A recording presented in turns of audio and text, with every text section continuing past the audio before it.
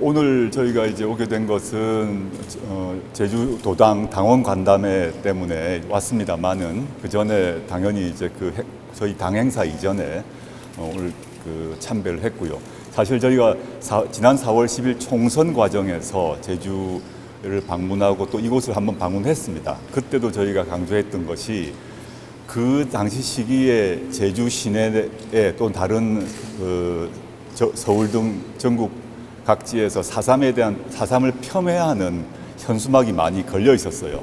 그래서 이건 막아야겠다는 얘기를 그 시기에도 한 바 있는데, 특별히 지금 기자님께서 질문하신 것과 관련해서 꼭 드리고 싶은 말씀이 있는데, 최근에 장동혁 국민의힘 대표 그리고 주진우 국민의힘 의원께서 건국전쟁 2라는 영화를 보시고 그 영화에 대한 찬양하는 그런 말씀을 하셨습니다.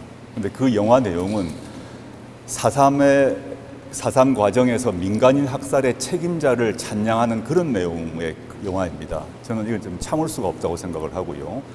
도대체 우리나라의 제2당을 대표하는 그런 대표 국회의원 정치인들이 어떻게 민간인 학살 책임자를 찬양하는 영화를 보고 또 그 영화를 찬양하는지 도저히 이해가 할 수가 없다. 이거는 진보 보수를 떠나서 우리나라의 민주주의와 인권과 보편적 상식에 대한 배신이라고 생각합니다.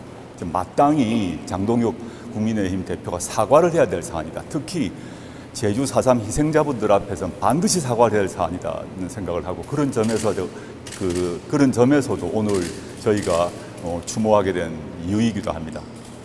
내년 지방선거 앞두고 제주 방문을 하셨는데 지방선거를 당첨해서 어떻게 준비하시는지, 제주지사라든지 단체장 출마 여부를 어떻게 보며, 혹시 위원장님 본인도 서울이나 부산시장 출마 고민하고 계신지 말씀해 주시죠. 지금 제가 비상대책위원장 아닙니까? 비상대책위원장은 선출된 당 대표가 아니고 비대위원들도 선출된 당 지도부가 아닙니다. 그래서 현재 지금 비상대책위원회는 내년 지방선거에 대한 일체의 논의를 하지 않고 있습니다. 비상대책위원회가 출범하게 된 이유, 그 문제를 해결하고 당 혁신을 하기 위한 노력에 집중하고 있고요. 12월 23일에 전당대회를 통해서 새로운 지도부가 선출이 되면 그 후에 지금 말씀하셨던 내년 지방선거 문제를 논의하게 될 것입니다. 지금은 그래서 아무 말씀을 드릴 수가 없습니다.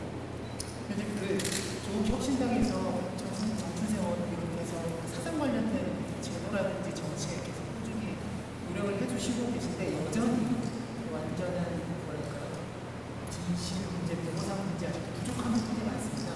제도적인 부분 어떻게 좀 노력해 주실지 궁금합니다. 그건 우리 정춘생 의원님이 답하시는 게 맞을 것 같습니다.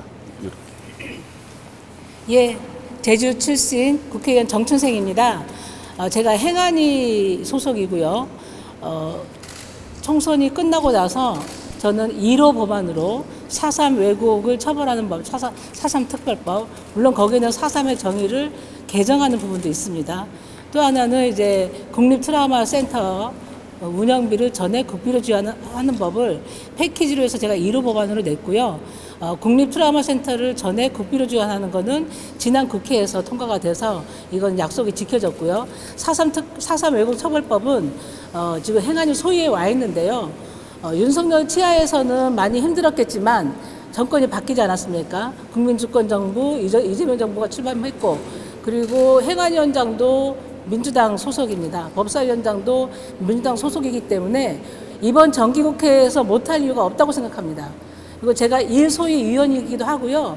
민주당 쪽 간사하고 협의를 해서 이거 더 이상 넘기지 말자. 나중에 말고 지금 정기국회에서 논의하자. 이렇게 얘기를 하고 있는 상황이고요.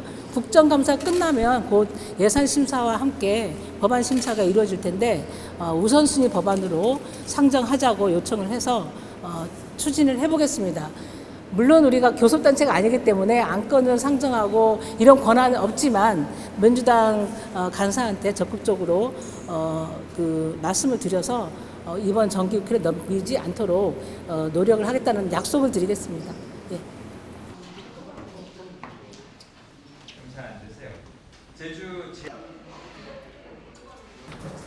먼저 그간의 일로 상처받은 모든 분들께 위로의 말씀과 사과의 말씀을 올립니다. 비상대책위원회는 현재 공동체의 회복을 위해서 노력 중입니다.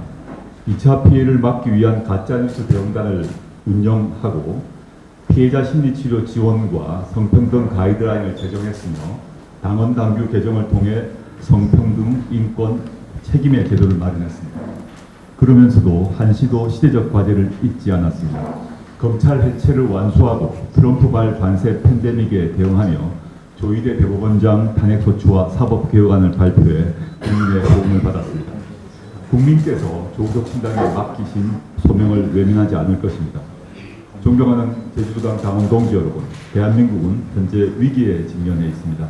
이 위기는 지역마다 다른 얼굴로 나타나고 제주 역시 예외가 아닙니다. 높은 물가, 비싼 택배 추가 배송비, 불안한 물류망으로 인해서 제주도민의 삶이 팍팍해지고 있습니다. 제2공항 건설 문제는 10년째 찬반 갈등 속에 표류하고 있습니다. 정치는 실종되었고 정쟁만이 남아있는 상태입니다.